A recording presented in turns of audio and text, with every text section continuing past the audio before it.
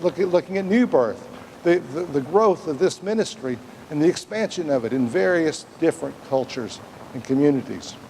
You need to consider, if we were to build here, how would we approach that physically? What does our site look like?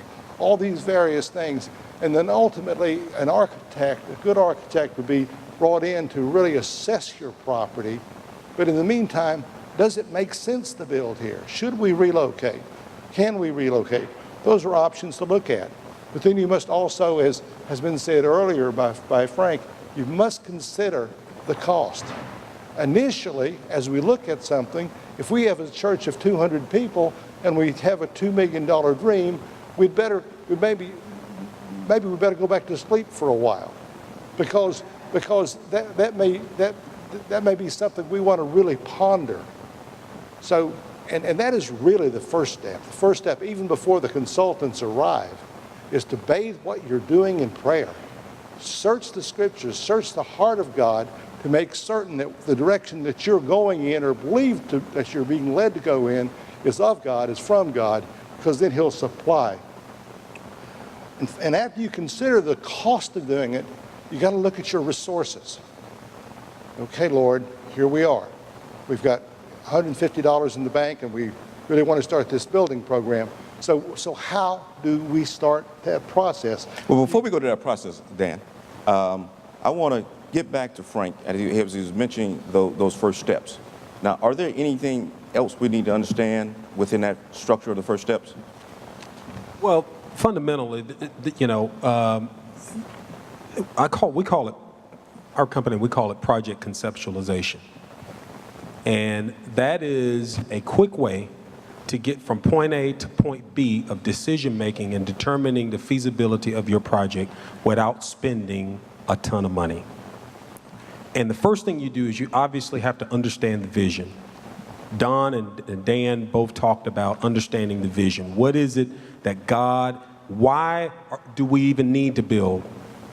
For what purpose? Is it children's ministry? Do we have aspirations of building a school? Do we have, whatever it is, understand the vision. Secondly, you have to determine the budget. Now, Gary is going to get into a little bit about understanding the budget. He's going to drill down in that and really help you in that area. But you have to understand the budget, and then you have to calculate the ideal size. If you told me you had $1 million budget and you want to build a life center, I can tell you how many square feet you're going to be able to get for that using rules of thumb. And I can tell you how many people you're going to be able to get in there. Very simple. I can tell you how much parking you're going to need. And so that's real quick stuff that you can get right to point B real quick. Calculating the ideal size. Then you create a basic floor plan. You don't need very elaborate floor plans. You don't need to do all the mechanical, electrical, engineering calculations and all of that. Just get a basic floor plan to understand this floor plan meets our needs. And then you create a basic site plan. You want to get an engineer or whomever you've consulted with or a firm like any one of these firms, and you want to get a basic site plan to understand what is it that this county is going to require us to do. Are we going to have to put sidewalks in? Are we going to have to put trees in, landscaping? How much landscaping? And if you work with a good builder who has experience with being able to price that, he can run that through the county real quick and with this basic site plan and tell you, okay, Pastor, we need to put a placeholder for landscaping.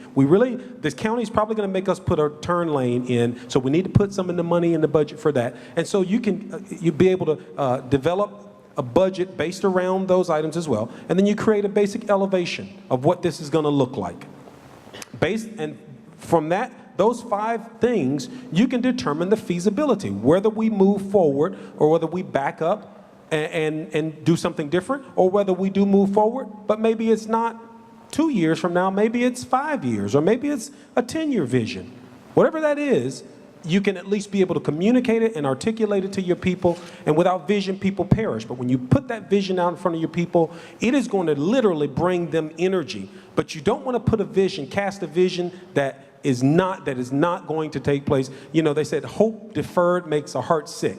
And I've seen pastors who've created these monumental vision documents, and even the church members themselves kind of say, how are we going to do that? Now, I'm not saying faith, but my point is you cast this huge vision, and now all of a sudden, it takes you 20 years to do it. And, you know, your ministry's growing, but, anyway. So, and then from there, you run and you get preliminary financing.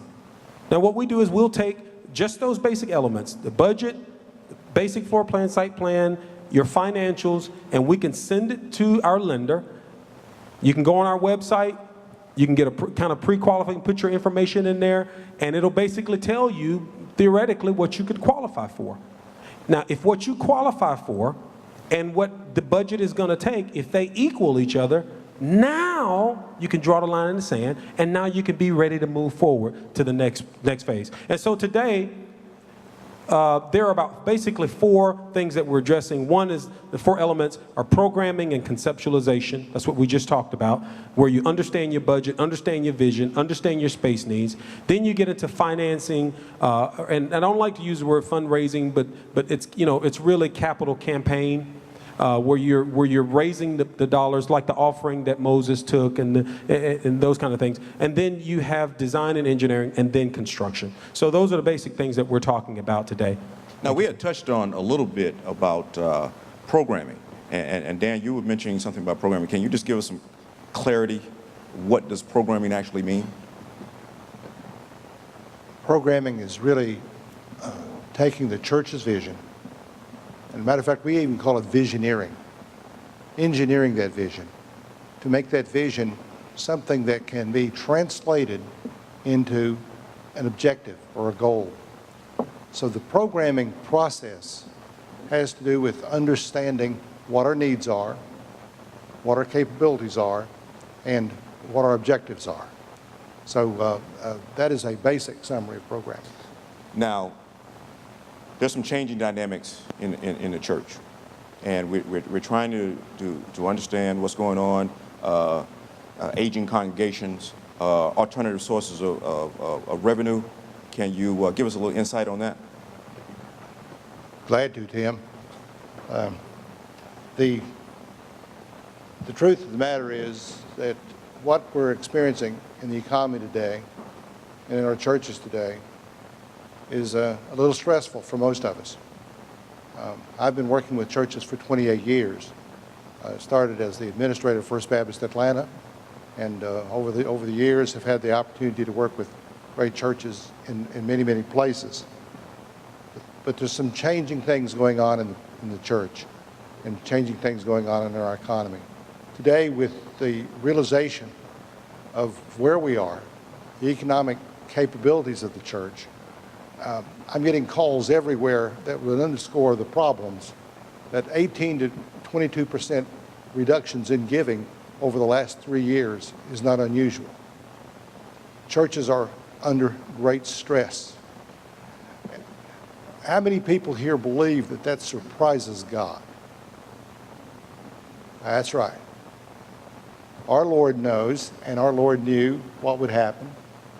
And we are a much more dependent church than we were 3 to 4 to 5 years ago, from the standpoint of we don't know where the next week is going to be funded from.